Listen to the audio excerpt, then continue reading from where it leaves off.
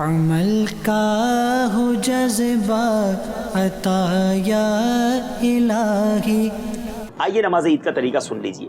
پہلے اس طرح نیت کیجئے، میں نیت کرتا ہوں 2 رکعت نماز عید الفطر یا عید الاضحیٰ کی 6 زائد تکبیروں کے. یاد رہے 6 زائد تکبیریں ہیں اس کے اندر، واسطے اللہ عز و جل کے لیے پیچھے اس امام کے.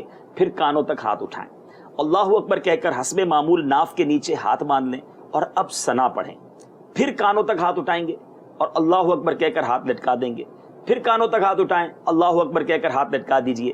پھر کانوں تک ہاتھ اٹھائیں، اللہ اکبر کہہ کر ہاتھ باندھ لیجئے. 3 ایکسٹرا تکبیریں آپ نے دے دی. پھر امام جو ہے وہ تعوذ اور تسمیہ آہستہ پڑھ کر الحمد شریف اور کوئی بھی سورت وہ بلند آواز سے پڑھیں گے.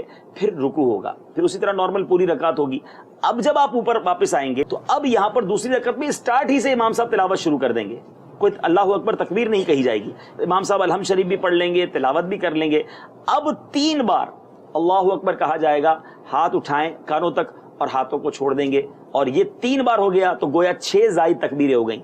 اب جب چوتھی بار تکبیر دی جائے گی تو ہاتھ نہیں اٹھانے، اب ڈائریکٹ رکوع میں چلے جانا.